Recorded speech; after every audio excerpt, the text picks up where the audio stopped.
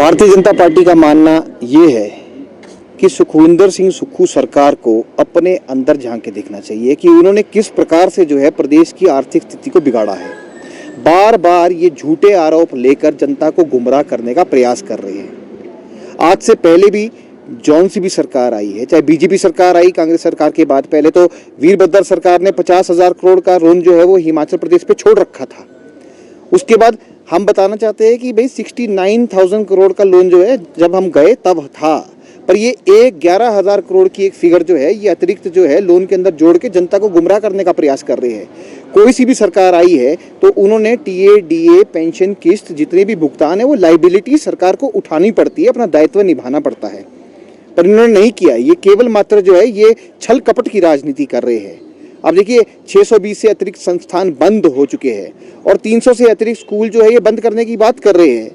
अगर ये बोलते इससे पैसा बचेगा तो पैसा नहीं बचेगा, इससे हिमाचल प्रदेश के विकास में बाधा आएगी, बाधित होता है, इससे विकास रुकता है। और विकास पे तो इन्होंने प्रहार करने की रणनीति तो पहले ही बना रखी है। विकास की जो विधायक निधि है उसकी आखिरी किस्त ये सरकार रिलीज नहीं कर रही है।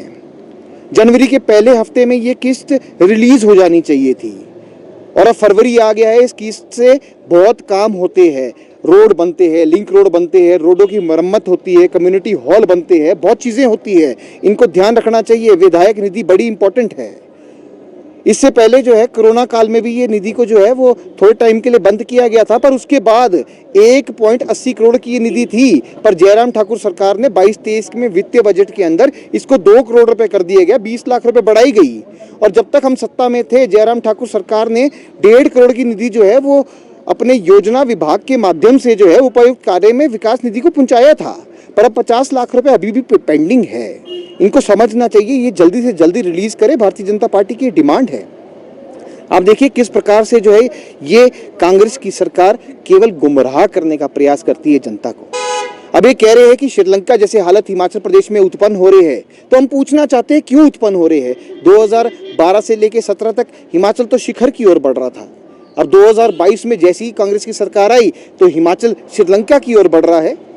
श्रीलंका की ओर क्यों बढ़ रहा है? क्योंकि ऐसी गारंटियां आपने 10 गारंटियां जो है जनता को बीच में आपने रख दी है कि आपको ही पता है कि इसको पूरा करते करते हिमाचल की वित्तीय स्थिति बिगड़ेगी। अगर 10 लाख महिलाओं को 1,500 रुपये आप गारंटी दे रहे हैं और उसको आप पूरा शुरू करेंगे तो तकरीबन 1895 करोड़ का खर्चा जो है आपका सालाना वो खड़ा है।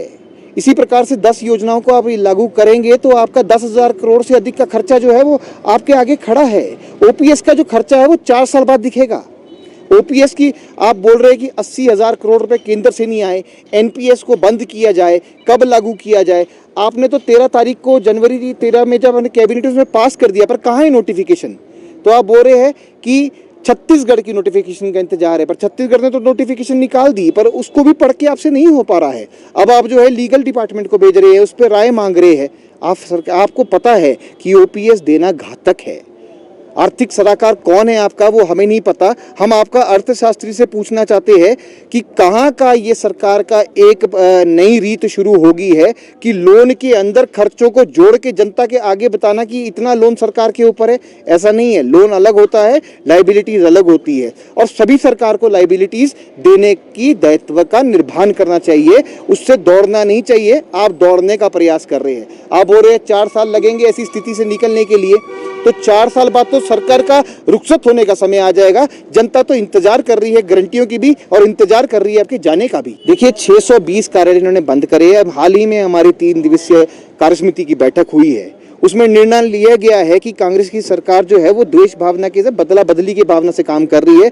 हम सिग्नेचर कैंपेन मंडल स्तर तक चलाएंगे, मंडल से जिला स्तर में हम एक ज्ञापन भी भेजेंगे और गवर्नर से रिक्वेस्ट करेंगे कि इन कार्यालयों को खोला जाए। और सिग्नेचर कैंपेन के माध्यम से चाहे हमें कोर्ट के दरवाजे खटखटाने पड़े, हम ग्राउंड लेवल से कोर्ट के दरवाजे में भी जाएंगे और वहां से न्याय मांगेंगे और सिग्नेचर कैंपेन के माध्यम से इन कार्यालयों को खोलेंगे और फिर से एक बारी विकास की अविरल गंगा जो है जो जयराम ठाकुर जी ने शुरू करी थी उसको हिमाचल प्रदेश में शुरू करें।